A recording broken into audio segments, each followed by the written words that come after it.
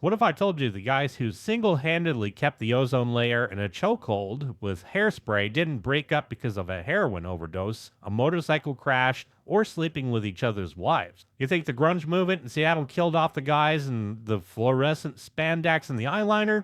Well, I'm here to tell you, you are wrong. This band survived the 90s, survived the 2000s, and survived a legendary fistfight between the guitarist and vocalist, only to get taken down by a guy in a cowboy hat who thinks he's worth 6 times more than the drummer who helped him build the stage. Here's how Poison gave themselves a permanent dose of their own medicine. So let's set the scene. It's 1983, and you got these 4 guys from Mechanicsburg, Pennsylvania. Bret Michaels, Ricky Rocket, Bobby Dahl, and originally this guy Matt Smith, who was smart enough to get out before the teased hair reached terminal velocity, replaced by the chaotic entity known as CC DeVille. And they decide Pennsylvania isn't going to cut it. They pack up an old ambulance, literally drove a beat-up ambulance, and they moved to the Sunset Strip because they want to be the kings of the world. And when I say they're struggling, I don't mean like not being able to afford a Spotify premium, which of course eventually nobody will be able to afford. But no, I mean they're living in a dry cleaner's warehouse, sleeping on the floor, sharing a bucket of KFC, and fighting over who gets the extra crispy skin.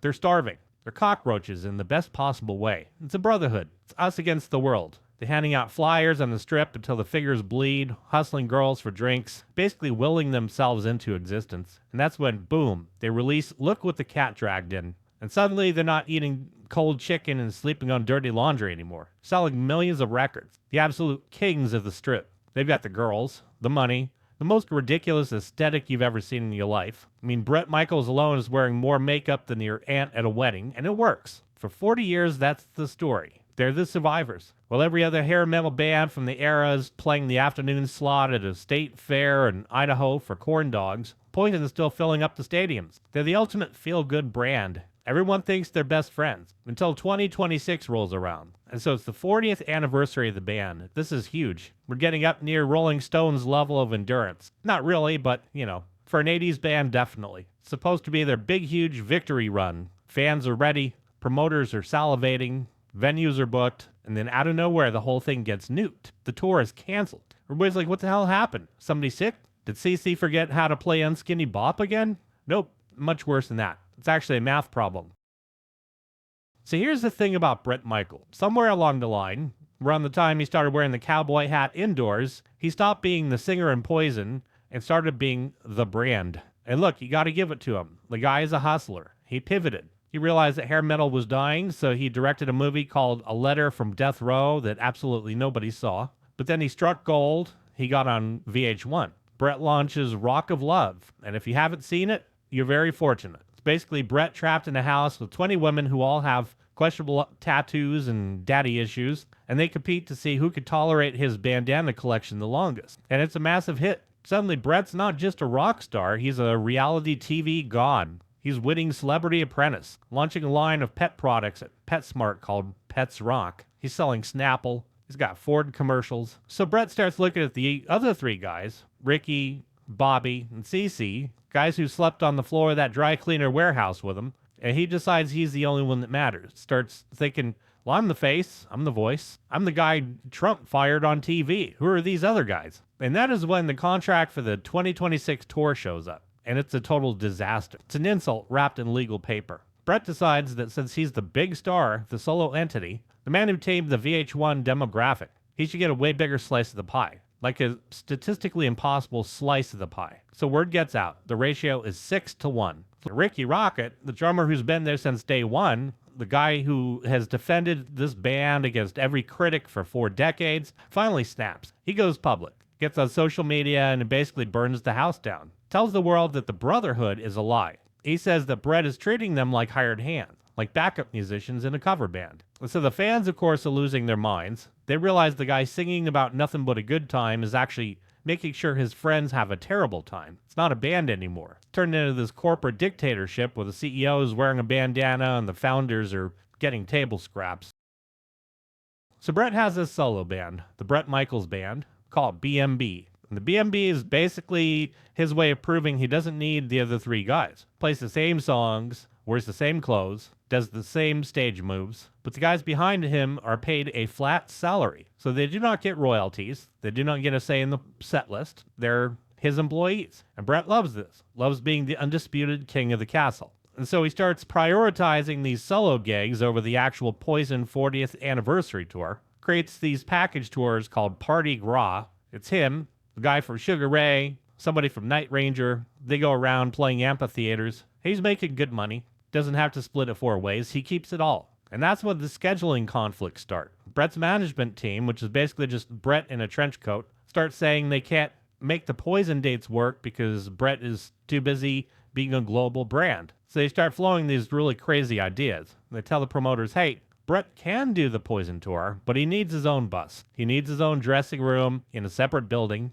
He also needs to fly private while the rest of the band takes the bus. And look, this started years ago. Back on the 2022 stadium tour with Def Leppard and Motley Crue, the cracks were already there. Brett wouldn't even stay in the same hotels as the band half the time. He'd finish the set, run to his Sprinter van, vanish into the night like a rock and roll Batman, leaving Ricky and CC standing there holding their instruments. But this 2026 thing, this is different. Fans aren't stupid. They see him playing a rib fest in Ohio or casino in Oklahoma with BMB while the Poison tour sits in the trash can, and they realize the truth. Brett doesn't want to be in a band. He wants to be the king with a few servants who just happen to know how to play Every Rose Has Its Thorn. But here's the thing that really sticks. Ricky, CC, and Bobby, they've stayed loyal. They've dealt with Brett's ego for decades, dealt with the fights, and CC DeVille was a mess for years. The guy had a serious substance abuse problem that derailed the band multiple times, but the band stuck by him, waited for him to get sober, brought him back. It was a family. They covered for each other.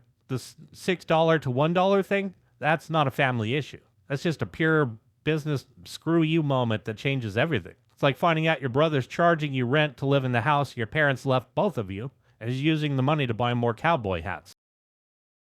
And so, the 40th anniversary is dead.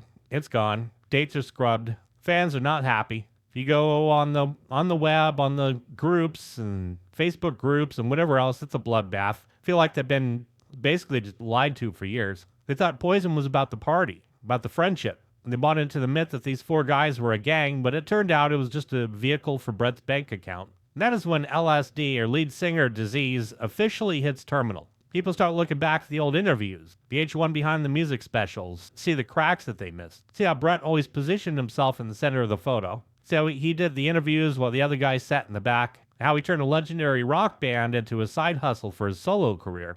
And the fans are vindicated. They always suspected that Brett was kind of the Gene Simmons of the group without the business acumen, and now they got the math to prove it. And so Ricky Rocket is out there looking genuinely hurt. He's doing interviews on podcasts, looks tired, not angry in that rock and roll I'm going to smash a person's head in kind of way. He's disappointed, basically telling the world that the band is finished, not because they hate the music or because they're too old, but because you simply can't function when one guy thinks he's worth 600% more than the rest of the room combined. Ricky points out the hypocrisy, says, we built this brand together. We're starving in LA.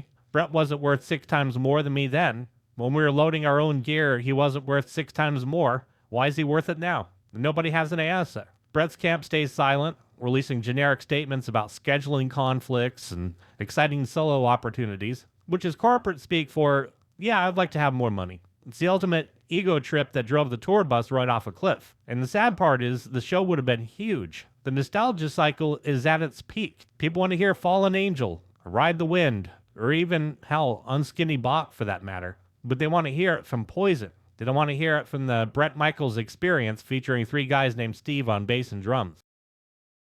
So, here we are, 2026. Poison's basically a ghost. 40th anniversary posters are being peeled off the walls of arenas, deleted from Ticketmaster servers. Bret's out there hawking some more bandana-themed dog collars and judging a contest for best mullet in North Dakota, while the legacy of the band is pretty much in the crapper. But here's the crazy part. They survived the decline of hair metal, which I've covered in so much detail about Nirvana and Pearl Jam coming along and shellacking the floor with them. They survived the 90s when they were playing clubs, survived CC's erratic behavior in the time that he played the wrong song at MTV Awards, survived 4 decades of being a punchline to serious music critics, but they could not survive a paycheck. And so the story of Poison ends not with a bang or a final power chord, but with a spreadsheet. 3 guys who were told they're less than by a guy who used to share their cold chicken nuggets in a warehouse. And that's when the fans finally walk away. Because at the end of the day, nobody wants to pay stadium prices to watch a guy treat his quote-unquote brothers like the help. And so Bret Michaels gets to keep his $6, gets to keep the whole pie,